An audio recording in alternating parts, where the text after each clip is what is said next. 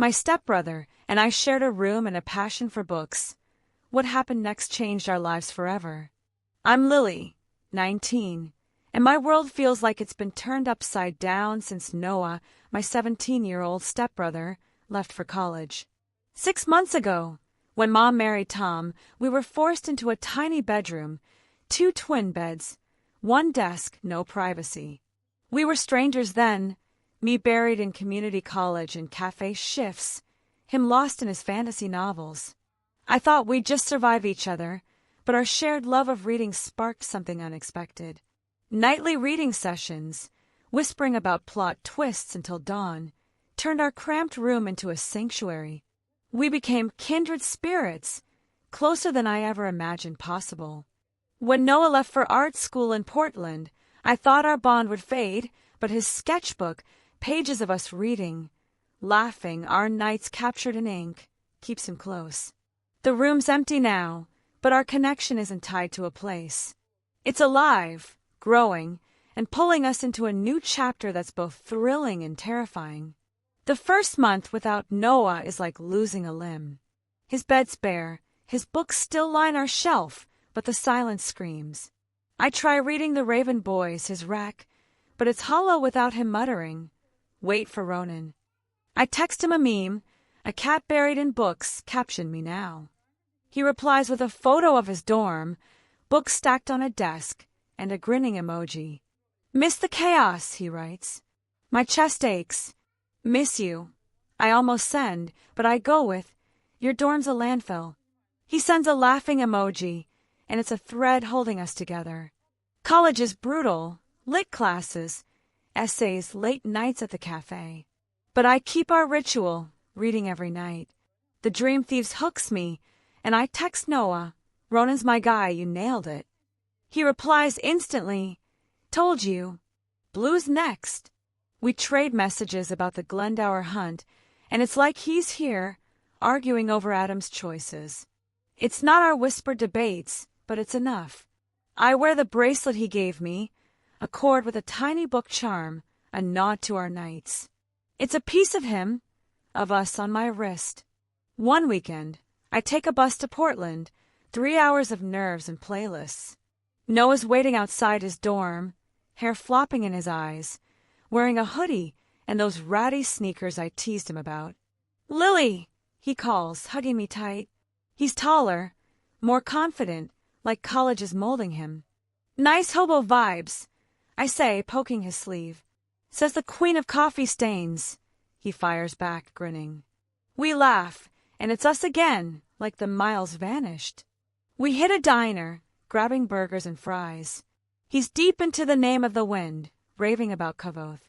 "He's a mess, but a genius," he says, stealing my fries. I swat his hand. "Thief!" He smirks. "You love it." I ask about his art program, and his face lights up. "It's tough, but I'm learning tons. Wanna see?" He pulls out his sketchbook, showing a cityscape, sharp lines, glowing lights. "Noah, this is unreal," I say, awed. He shrugs, shy. "Just practice." I nudge him. "You're gonna be huge. Own it."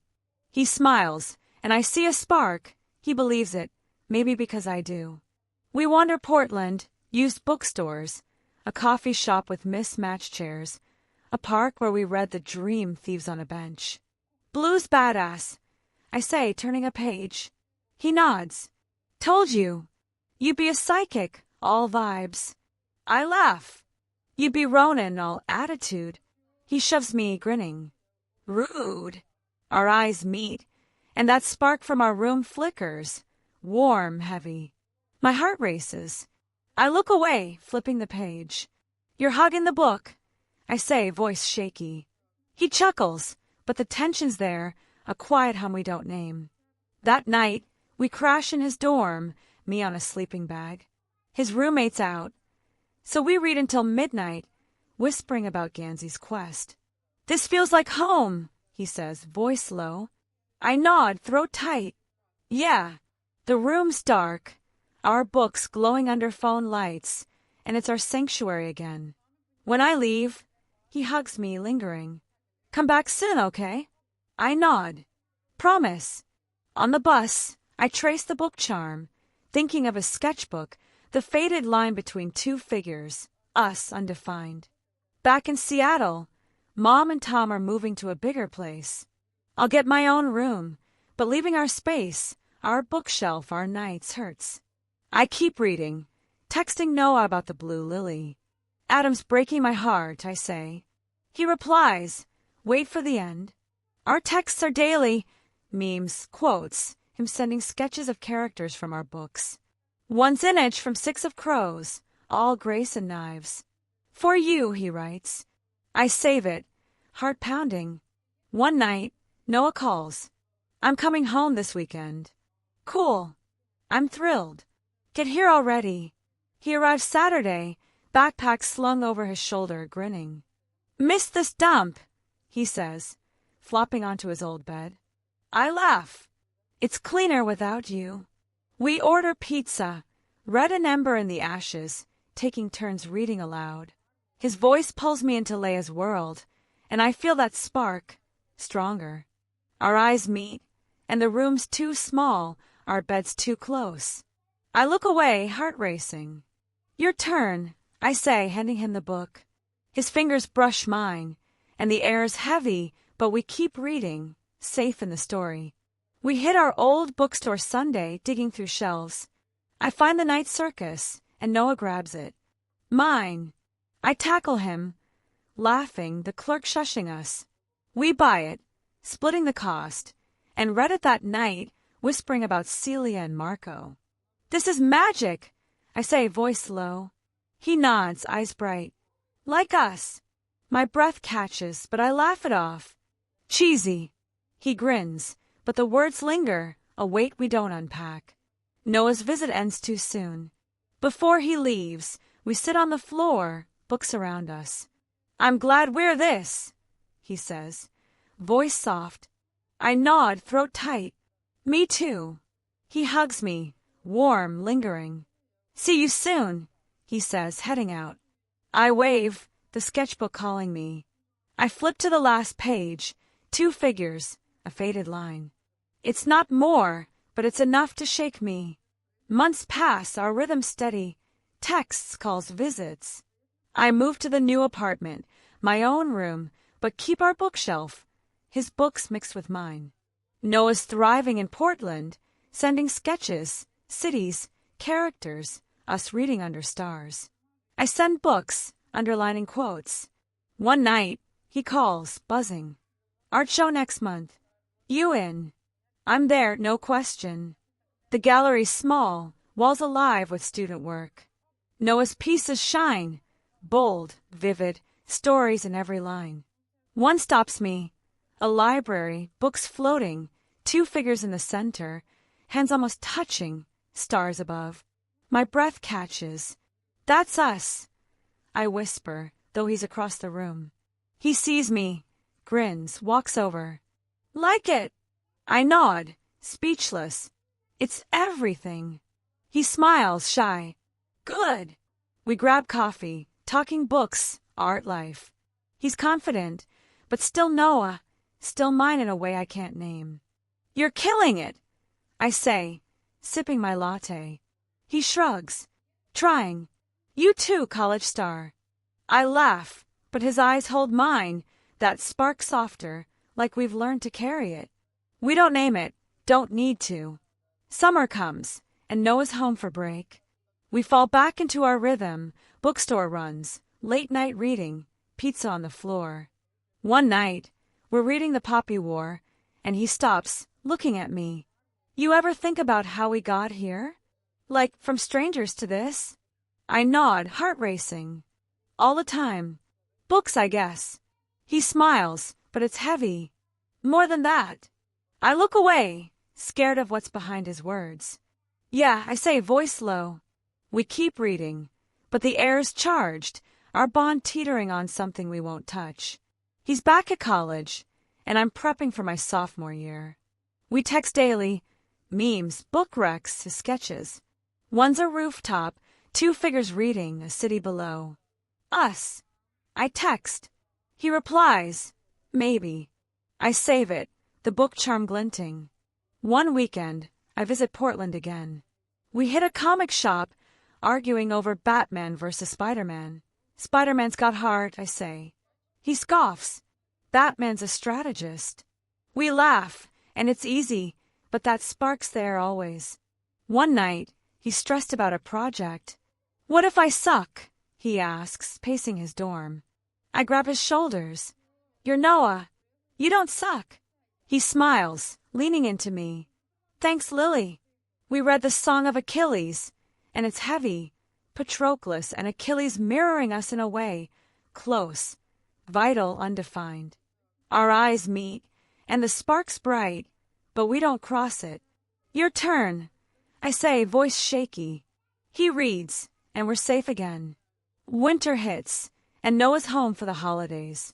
We spend Christmas Eve reading The Final Empire, whispering about Vin's powers. Mom and Tom are asleep, and it's just us like old times.